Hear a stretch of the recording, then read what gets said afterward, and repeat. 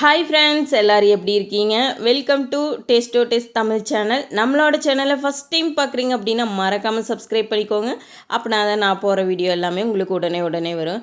இன்றைக்கி நல்லா தளன்னு ஒரு மீன் குழம்பு தாங்க பார்க்க போகிறோம். இது டேஸ்ட்டு பார்த்திங்கன்னா ரொம்பவே அல்டிமேட்டாக அரைச்சி வச்ச மீன் குழம்புங்க. அது நல்லா மண் பானையில் நல்லா கிராமத்து ஸ்டைலில் பண்ணியிருக்கேன். டேஸ்ட் ரொம்ப சூப்பராக இருக்கும். மறக்காமல் சேவ் பண்ணி வச்சுட்டு இதை ட்ரை பண்ணி பாருங்கள். வாங்க இப்போ எப்படி செய்யணும்னு சொல்லி பார்த்துடலாம். இதில் ஒரு 3 டேபிள் ஸ்பூன் அளவுக்கு முழு மல்லி, 2 டேபிள் ஸ்பூன் சீரகம் எடுத்து நல்லா வறுத்துக்கிறேங்க. அதிலே ஒரு கைப்பிடி அளவுக்கு கருவேப்பிலை தழை, காரத்துக்கு உங்களுக்கு ஏற்ற மாதிரி வரமிளகாய் ஆட் பண்ணி நல்லா வதக்கி நான் இதை இன்னொரு பிளேட்டில் மாற்றி வச்சுக்கலாங்க. அதே கடாயில் ஒரு கப் அளவுக்கு சின்ன வெங்காயம், ஒரு ஒரு 10-15 புல் அளவுக்கு பூண்டு எடுத்துக்கோங்க. பூண்டு போடுற அளவுக்கு டேஸ்ட் ரொம்ப சூப்பராக இருக்குங்க மீன் குழம்பு பொறுத்த வரைக்கும். ஒரு 2 தக்காளியை கட் பண்ணி வச்சுருக்கேன். அதையும் ஆட் பண்ணி நல்லா மிக்ஸ் பண்ணிக்கலாங்க. அதையும் இதெல்லாமே ஒன்று சேர நல்லா வதங்கணுங்க. இந்த மாதிரி நல்லா கண்ணாடி பத அளவுக்கு வந்ததுக்கு அப்புறமா இதில் ஒரு சின்ன கப் அளவுக்கு தேங்காய் துருவல், ஒரு அரை மூடி தேங்காய் வச்சுக்கோங்க. ஆட் பண்ணிவிட்டு இதை நல்லா மிக்ஸ் பண்ணிக்கலாங்க. இந்த மாதிரி சிம்மில் வச்சு மிக்ஸ் பண்ணும்போது உங்களுக்கு இது சீக்கிரம் மீன் குழம்பு கெட்டு போகாமல் இருக்கும். இப்போ நம்ம வறுத்து வச்சுருக்கிறது, அதுக்கப்புறம் மஞ்சத்தூள் இதெல்லாம் ஆட் பண்ணிவிட்டு ஸ்டவ்வை ஆஃப் பண்ணி இந்த மாதிரி நல்லா மிக்ஸ் பண்ணிட்டீங்க அப்படின்னா மீன் குழம்பு கெட்டு போகாது. இப்போ அதை ஆற வச்சு அரைச்சி எடுத்துகிட்டு வந்துக்கோங்க. ஒரு பெரிய லெமன் சைஸில் நான் புளி எடுத்துருக்கேங்க. புளி கொஞ்சம் ஒன்றுனா போட்டுக்கோங்க, நல்லாயிருக்கும். புளி நல்லா வாஷ் பண்ணிவிட்டு அதுக்கப்புறம் தண்ணி ஊற்றி ஊற வச்சுட்டேங்க.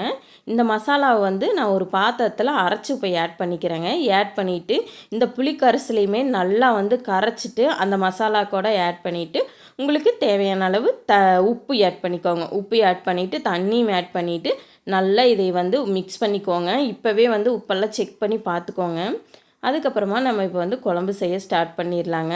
மண்பானை நல்லா சூடானதுக்கப்புறமா நம்ம இந்த மசாலாவை ஆட் பண்ணிவிட்டு நல்லா மிக்ஸ் பண்ணிவிட்டு உங்களுக்கு இன்னுமே தண்ணி வேணும், அப்படி கெட்டியாக இருந்த மாதிரி இருந்துச்சுன்னா தண்ணி வேணுன்னா மறுபடியும் தண்ணி ஊற்றி இதை நல்லா கொதிக்க விட்டுக்கோங்க. கொதிக்க விட்டுட்டு இது ஒரு அளவுக்கு நல்லா கொதித்து பச்சை வாசம் போனதுக்கப்புறமா நம்ம இன்றைக்கி நான் ஜிலேபி மீன் தாங்க எடுத்திருக்கேன்.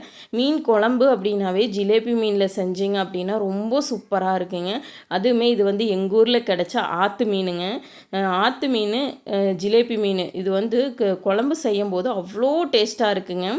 இந்த மாதிரி மீனெல்லாம் உள்ளே போட்டுட்டு லைட்டாக ஒரு கொதி வந்தவும் மூடி போட்டு ஒரு 10 நிமிஷம் நீங்கள் வேக வச்சிங்கன்னா போதுங்க. மீன் வெந்துடும். மீன் வெந்துருச்சா வேகலையா அப்படின்னு ஒரு டவுட் ஒரு சில பேர்த்துக்கு இருக்கும். அது எப்படி கண்டுபிடிக்கிறது அப்படின்னா, மீனோட கண் முழுசாக வெளியே வந்துருங்க வெந்துருச்சு அப்படின்னா. அதுதாங்க கரெக்டான பக்குவம். இல்லை எனக்கு தெரியல அப்படின்னா ஒரு 10 நிமிஷம் வேக வச்சிங்கனாவே மீன் சூப்பராக வெந்துடும். இது கடைசியாக ஒரு தாளிப்பு கொடுக்கணுங்க. எண்ணெய், கடுகு, கருவேப்பிலை, பூண்டு, அதுக்கப்புறம் பெருங்காயத்தூள் ஆட் பண்ணி நல்லா பொரிய விட்டு இந்த மீன் குழம்புல கடைசியாக ஆட் பண்ணிவிட்டு இதைய ஒரு கொதி மட்டும் கொதிக்க வச்சு இறக்கி மூடி போட்டு அப்படியே வச்சுட்டு எடுத்து சாப்பிட்டீங்க அப்படின்னா உண்மையாலுமே சொல்கிறேங்க, அமிர்தமாக இருக்குது. மறக்காமல் இந்த வீடியோவை பார்த்துட்டு ட்ரை பண்ணி பாருங்கள்.